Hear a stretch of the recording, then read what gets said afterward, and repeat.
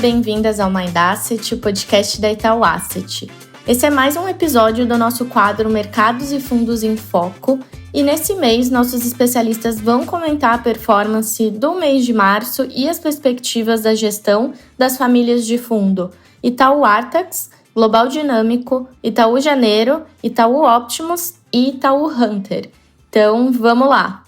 Olá pessoal, aqui quem fala é o Matheus Rachu, sou Portfolio Specialist na Itaú Asset e vou falar sobre a performance da família de fundos Itaú Artax. Com o mês de março, terminamos o primeiro trimestre com um comportamento hawkish dos preços de mercado, ou seja, com maior precificação de juros por parte das curvas, como comentamos nos áudios de janeiro e fevereiro.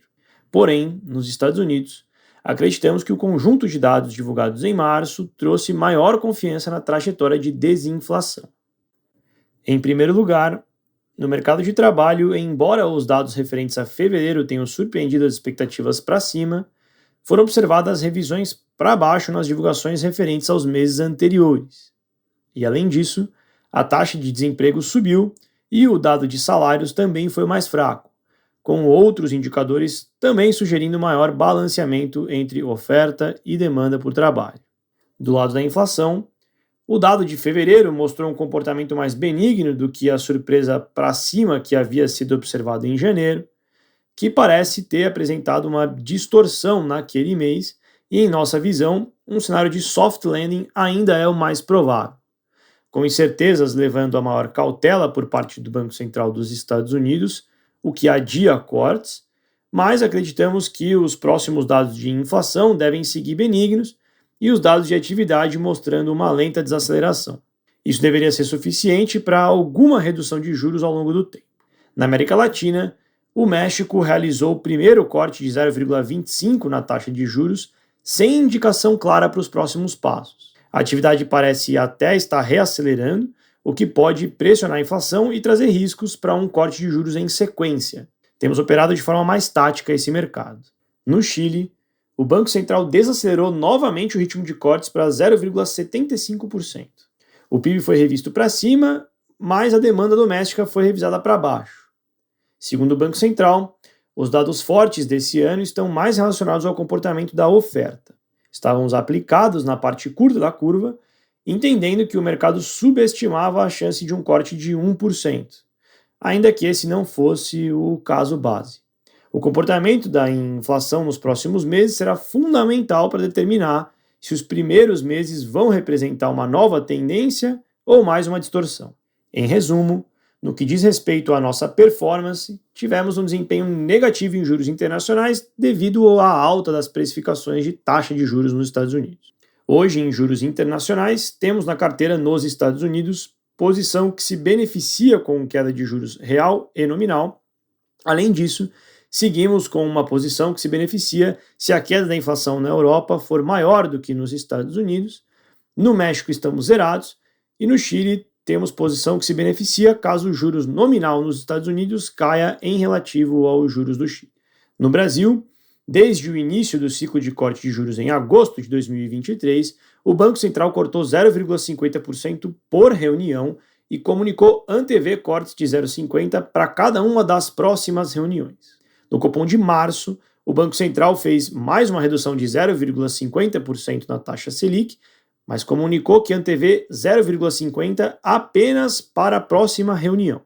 No contexto atual, essa mudança indica que o Banco Central está mais perto de cortar os juros em 0,25% por reunião ou até mesmo de encerrar o ciclo de cortes. A ata do Copom de março também mostrou a preocupação adicional do Banco Central com o estágio atual de desinflação.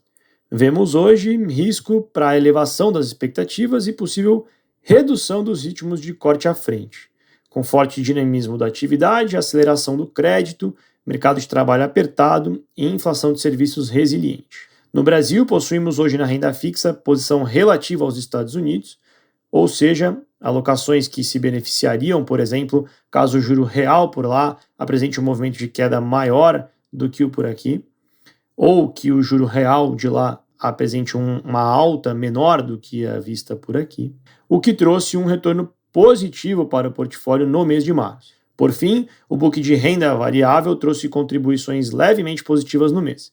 Seguimos apostando na melhora dos preços das ações no Brasil, mas realizando uma redução de risco na margem.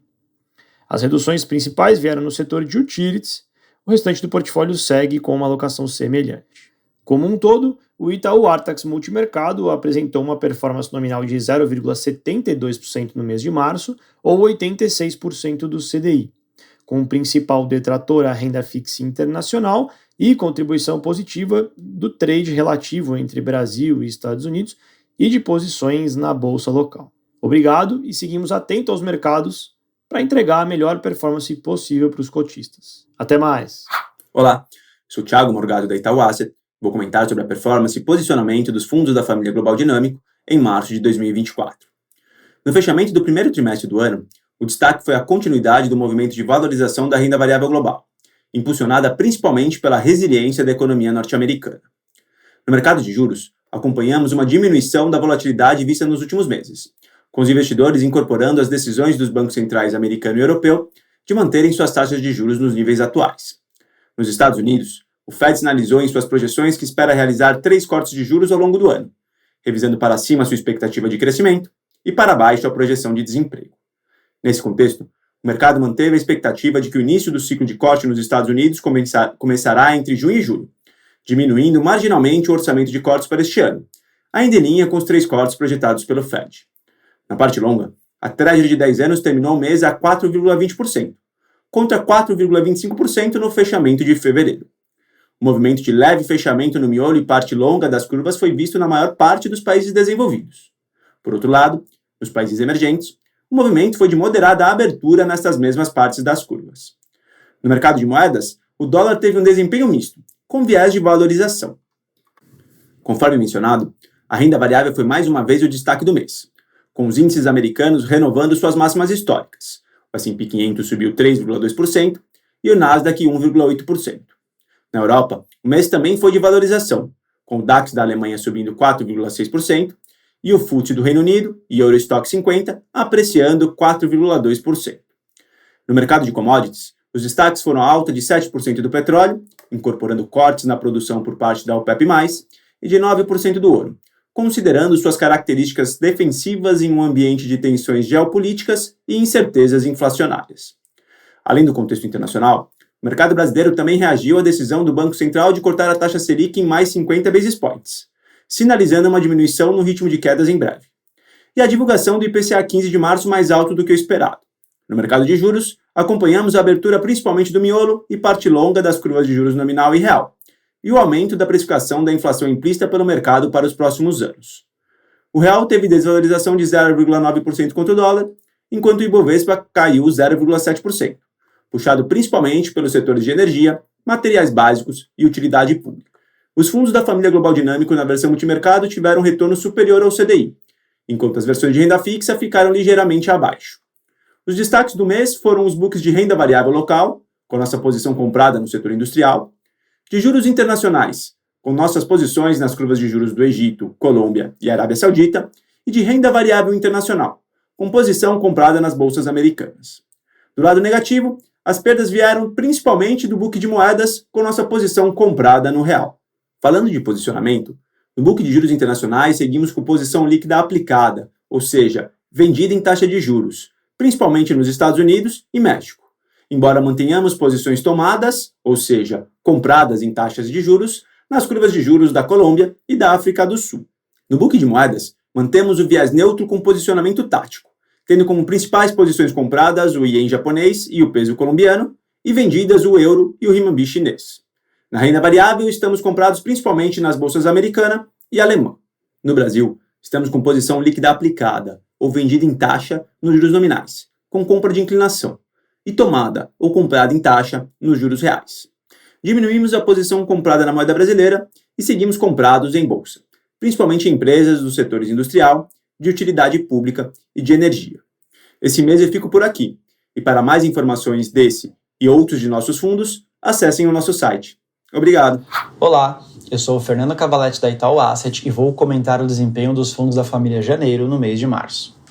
Fechamos o mês de março ainda com muitas incertezas sobre o processo de normalização monetária nas economias ao redor do mundo.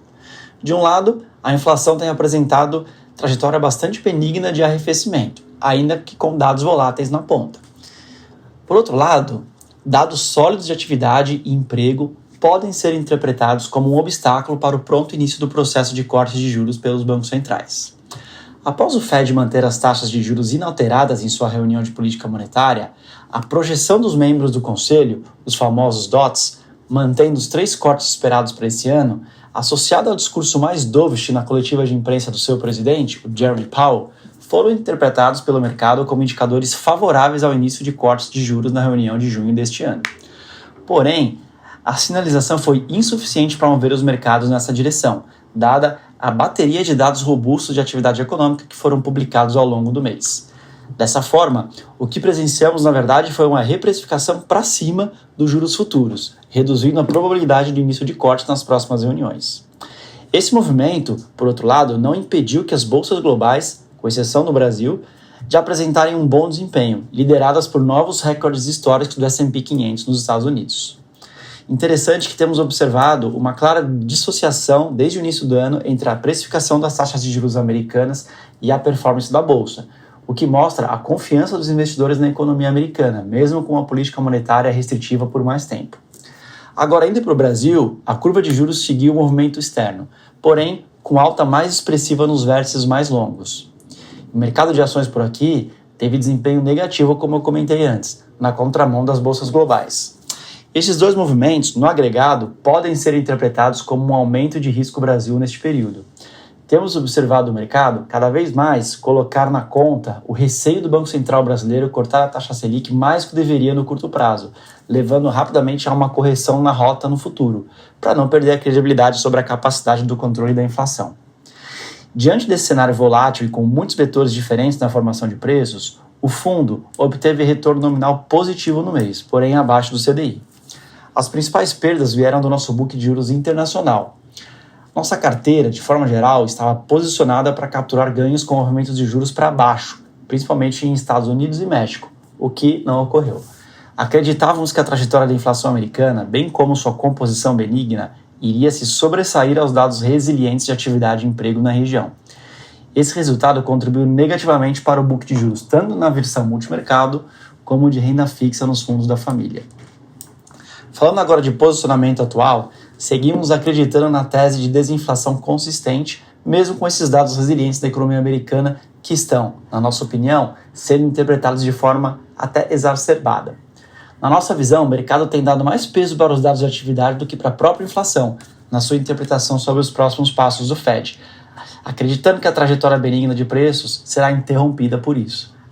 Porém, quando olhamos indicadores de mais baixa frequência, temos concluído nesse momento que é possível sim a atividade seguir nesse ritmo de crescimento consistente e, ainda assim, a inflação seguir sua trajetória em direção à meta. Isso, na nossa visão, cria um risco do Fed perceber, talvez um pouco tarde, que poderia ter sido menos cauteloso na condução de flexibilização dos juros. Indicadores com revisões constantes para trás, bem como a sazonalidade mensal não capturada em alguns modelos, prejudicam a capacidade preditiva na ponta e, por isso, na nossa visão, não deveriam ter tanto peso na precificação a mercado dos ativos relacionados. Como principais posições, no mercado internacional, seguimos aplicados em juros, que é vendido em taxa, nos Estados Unidos, Europa e México. Esse último vale ressaltar no período entre 1 e 3 anos. No Brasil, mantivemos o posicionamento no real contra a cesta de moedas, embora com menor peso na carteira. Enxergamos alguma piora de fundamento no curto prazo, mas ainda acreditamos na tese. No book de juros local, mantivemos posição liquidamente tomada, que é comprada em taxa, associada à venda de inflação implícita no médio prazo. E nos mercados de bolsa, seguimos posicionados em teses relacionadas à inteligência artificial nos Estados Unidos e comprados no Ibovespa em menor intensidade aqui no Brasil. Interessante ressaltar que o Ibovespa, apesar das projeções do PIB no Brasil esse ano apresentarem seguidas revisões para cima, a Bolsa Brasileira ainda apresenta uma das piores performances do ano, ainda mais se olharmos esse resultado em dólar. As posições em bolsas são válidas somente para a versão multimercado dos fundos da família. Para mais informações sobre os primeiros 6 meses dos fundos da Estratégia Janeiro, acompanhe a carta do gestor no site da Itaú Asset Management. Obrigado e até a próxima. Olá, sou o Gerson, Portfólio Specialist do fundo Optimus Titan e vou falar sobre o mercado e desempenho do fundo em março. Começando pelo mercado. O mês de março foi marcado em especial por um ambiente de maior estabilidade nas taxas dos títulos do governo dos países desenvolvidos e do nível das principais divisas frente ao dólar. Houve também uma forte apreciação do ouro e dos principais índices de ações pelo mundo. Os dados de atividade e inflação ao longo do mundo apresentaram certa moderação em relação aos fortes indicadores divulgados em fevereiro. No entanto, ainda sugere manutenção de taxa de crescimento acima do nível potencial e inflações acima da meta em 2024, em especial nos Estados Unidos. Falando dos Estados Unidos, na reunião de março, o Fed decidiu manter os juros inalterados. Mais uma vez, as atenções ficaram voltadas para o CEP, um documento que resume as projeções econômicas dos membros do comitê. Esse documento mostrou uma perspectiva de PIB maior, desemprego menor e inflação mais alta em 2024. Além disso, o CEP apresentou projeções de juros inalterados para 2024, com queda de 75 pontos base taxa básica, porém com níveis de juros mais elevados nos anos à frente e no longo prazo. No discurso após a reunião, em sinalização mais moderada do que as projeções econômicas do comitê sugeriam, Powell, o presidente do Banco Central americano, afirmou que a recente piora da inflação faz parte de uma trajetória acidentada de desinflação. A partir disso, as próximas leituras de inflação servirão como termômetro para corroborar ou refutar essa tese. Na Europa, o Banco Central Europeu manteve as taxas de juros inalteradas e também divulgou projeções. O crescimento do PIB foi revisado para baixo em 2024, mas o que chamou a atenção foi a forte revisão baixista da inflação, que apresentou a projeção de 2025 convergindo para a meta. No entanto, em discurso após a reunião, a presidente do Banco Central Europeu foi firme. Mesmo reconhecendo os progressos no campo da inflação, praticamente descartou o corte de juros na reunião de abril, ao afirmar que terão poucos dados econômicos divulgados até lá. Na Inglaterra, o seu Banco Central manteve a taxa em 5,25% ao ano. A taxa permanece nesse patamar há 5 reuniões, entretanto, pela primeira vez, nenhum membro votou por aumento de juros. Essa foi uma mudança importante, pois o mercado considerava que isso era essencial para que o debate sobre o corte de juros amadurecesse dentro do comitê. No Brasil, foi divulgado o PIB do quarto trimestre de 2023, e a variação trimestral permaneceu estável. O destaque negativo foi o setor agropecuário, enquanto o PIB ex-agro cresceu 0,6%. Mantemos nossa projeção de crescimento para 2024 em 2,5%, principalmente em razão dos estímulos fiscais e do crédito. Em relação à inflação, a última divulgação veio levemente acima das expectativas, com composição pior que o esperado na parte de serviços subjacentes e serviços ligados ao mercado de trabalho. Esses grupos têm mostrado mais resiliência no processo de desinflação. A projeção de inflação para 2024 subiu de 3,7% para 3,8% e para 2025 subiu de 3,7% para 3,9%. Por último, na reunião de março, o Copom decidiu reduzir a taxa Selic em 50 pontos base para 10,75%, conforme o próprio comitê havia sinalizado na última reunião. Porém, houve mudanças importantes que indicam que o comitê pode reduzir a velocidade dos cortes à frente. Em nossa visão, o cenário base é desaceleração do ritmo de corte de juros para 25 pontos base em junho, seguindo assim até atingir a taxa terminal de 9,5%. Nesse contexto, o fundo Itaú Optimus Titan apresentou um retorno nominal de 0,88%, 105% do CDI em março. As principais contribuições ficaram por conta das posições compradas em taxas de juros americanas, posições compradas em inflação implícita no Brasil e a estratégia do book de moedas com posições compradas em dólar australiano, rúpia indiana e peso mexicano contra uma cesta de moedas. Já as posições compradas no real contra uma cesta de moedas europeias e as posições compradas em ações do setor de utilities e vendidas em soja foram as detratoras. Em relação às estratégias atuais do fundo, começando aqui por juros Brasil, estamos comprados em inflação implícita, pois acreditamos que as projeções de inflação de curto prazo do mercado estão em níveis relativamente baixos e que a taxa terminal do ciclo de política monetária pode ser mais alta que a antecipada. As projeções do mercado para nível de atividade e inflação prospectiva poderão sofrer revisões altistas nos próximos meses. A dinâmica de inflação de serviços deve continuar pressionada e as pressões baixistas para alimentos parecem ter reduzido. Moedas. Seguimos com posições compradas no real contra moedas europeias e chinesa diante dos bons fundamentos de atividade e do setor externo brasileiro. Temos também posições táticas, vendida na moeda de Singapura e comprada em ien japonês. Juros internacionais. Em março, o Fed, na sua reunião de política monetária, manteve a intenção de reduzir as taxas de juros ao longo do ano, mas sugeriu taxas mais altas para os anos subsequentes. Além disso, o Banco Central americano demonstrou menos urgência para iniciar os ajustes nos juros e uma maior confiança na economia doméstica, minimizando os temores de uma recessão. Esse contexto traz implicações desafiadoras para outras economias, tanto desenvolvidas quanto emergentes, que estão em estágios diferentes do ciclo de política monetária. Diante disso, continuamos a operar de maneira mais tática nos mercados emergentes e desenvolvidos. Renda variável. Seguimos comprados na Bolsa Brasileira, nos setores de utilities, saúde, petróleo, transportes e celulose. Em commodities, temos posições vendidas em milho, minério de ferro e comprada em cobre. E por fim, crédito. No crédito, adotamos pequenas posições otimistas em índice de crédito corporativo nos Estados Unidos e Europa. Acreditamos que, com a inflação cadente ao redor do mundo, os ativos de risco devem ter boa performance em função de uma postura mais acomodativa por parte dos bancos centrais. Fico por aqui e até a próxima. Olá, meu nome é Rodrigo Araújo e eu sou Portfólio Specialist da Itaú Asset. Vou comentar o desempenho das estratégias da família Hunter no mês de março. Observando o comportamento dos principais mercados acionários no mundo e Brasil, podemos dizer que o mês de março foi marcado pela continuidade do desempenho positivo dos principais mercados acionários do mundo. Dentre os principais mercados, cabe destacar a performance dos importantes índices de referência do mercado acionário norte-americano, como o S&P 500, que ao longo do mês apresentou um rendimento positivo de 3,10% e encerrou o primeiro trimestre de 2024 com um retorno positivo de 10,16%. Seguido pelo Nasdaq Composite com um retorno positivo de 1,79% no mês e de 9,11% no primeiro trimestre de 2024. E por fim, o Russell 2000, com um desempenho positivo de 3,39% no mês e também positivo de 4,81% no primeiro trimestre de 2024.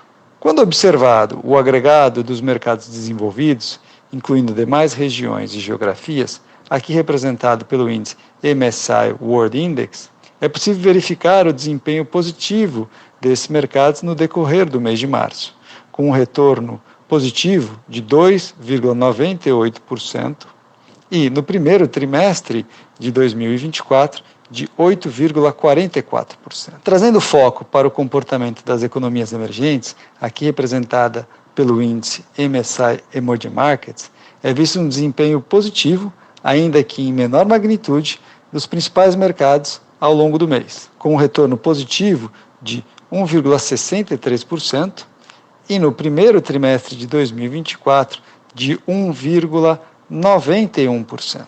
No Brasil, o mercado acionário, representado pelo índice Bovespa, apresentou retorno ligeiramente negativo de 0,71% durante o mês de março, tendo os setores de energia, de material básico e de utilidade pública apresentado as contribuições mais negativas para o índice. Do outro lado, os principais setores com destaques positivos foram os de consumo não discricionário, financeiro e industrial. No primeiro trimestre de 2024, o Ibovespa apresentou desempenho negativo de 4,53%. E quando observado a movimentação do investidor estrangeiro na B3, é visto um saldo negativo de cerca de 5,2 bilhões de reais no mês de março, totalizando um fluxo de saída no acumulado de 2024 próximo a 21,8 bilhões de reais.